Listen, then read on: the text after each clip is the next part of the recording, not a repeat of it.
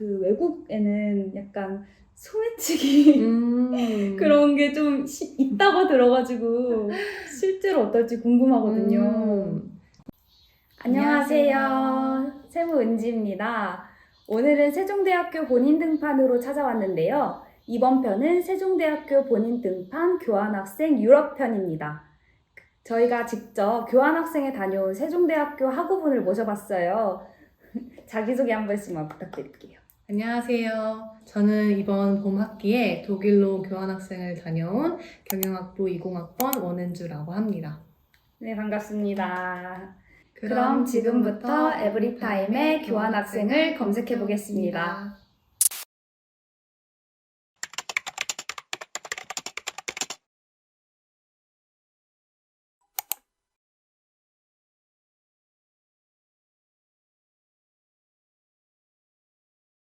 이런 거 해도 되나요? 네. 토익 점수를 물어보는 그런 질문이 있는데 네, 여기 교환학생 유럽권 합격하신 분들 학점이랑 토익 점수 몇 점 되어 있는지 알려주실 수 있나요? 했는데 이제 유럽권에 있는 학교들이 이제 토익 커트라인이 있는데 그거에 플러스 30점, 40점 정도 해서 저는 800점 후반대를 토익으로 이제 점수를 메꿨고 그다음에 학점 같은 경우는 저는 이제 4점대였습니다. 네. 오, 그러면 안전하게 네, 합격을 하려면은 아무래도 학교 생활을 열심히 해야 된다. 해야죠. 네. 그렇구나. 되게 쉬운 게 아니었네요. 네, 3점 후반까지는 해야지 이제 경쟁률이 높기 때문에 학점을 잘 만들어 놔야지 합격을 할 수 있을 것 같습니다.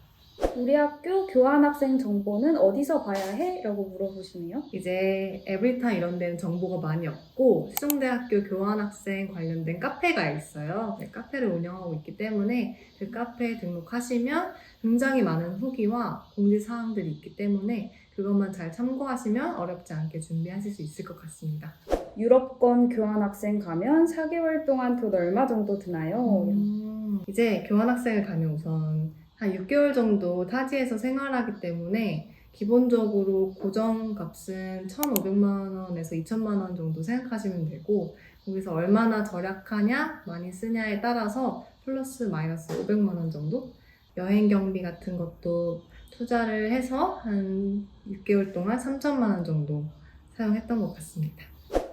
이런 질문이 있는데 교환학생 어디를 더 추천하시나요? 미국 vs 유럽. 이제 영어 실력을 조금 더 늘리고 싶다 하면은 미국 쪽이 맞겠지만 예를 들어 여행을 좀 하고 싶다, 견문을 넓히고 싶다 이러면 저는 유럽을 추천합니다.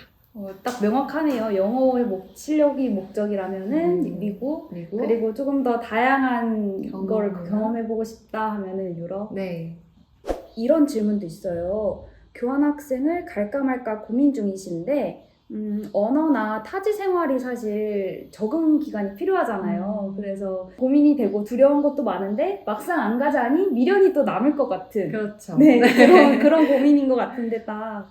저도 독일을 가서 이제 언어라든지 서울과 다른 생활 같은 게 생각보다 적응하기가 꽤 많이 힘들었어요. 제가 독일어를 잘하는 것도 아니고 혼자 사는 것도 독일에서 처음 살아보는 거라서 많이 힘들었는데 한두 달 정도 적응하고 나면은 정말로 새로운 뭔가 세상이 펼쳐지는 그런 느낌이라서 이런 것 때문에 포기하는 것 좀 아쉬울 것 같아요. 교환학생 1년 가면 졸업은 1년 늦어지는 거야? 그 학기가 인정이 되는 건가? 궁금해 하시는 것 같아요. 학기가 당연히 인정이 되고 1년 다녀오면 1년 똑같이 인정됩니다.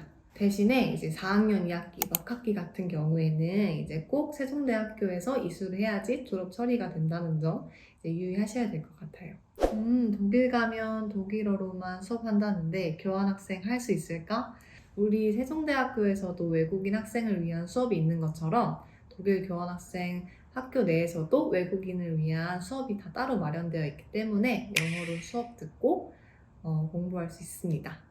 그리고 특히 저희 학교 같은 경우에는 모든 과목이 다 영어로 열려서 수월하게 좀 더 공부할 수 있었습니다. 저는 독일 안에 쾰른이라는 지역에 있는 쾰른 비즈니스 스쿨을 다녀왔고 인터내셔널 스쿨이기 때문에 모든 과목이 다 영어로 수업이 진행되었고 교환학생 비율이 재학생 비율보다 많은 좀 특수한 학교였습니다.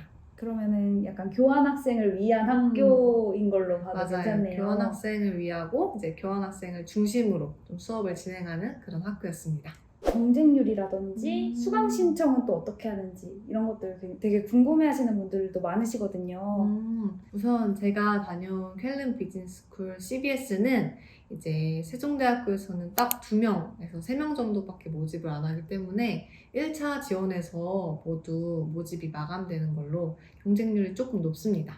수강 신청 같은 경우에는 이제 CBS 측에서 합격 통보를 받고 나면 그 뒤로 수강 신청을 할 수 있는 링크를 주는데 경쟁률 같은 건 없고 이제 자기가 듣고 싶은 수업을 모두 다 들을 수 있기 때문에 이제 이렇게 촉박해하지 않고 편안하고 느긋하게 수강 신청을 하시면 될 것 같습니다.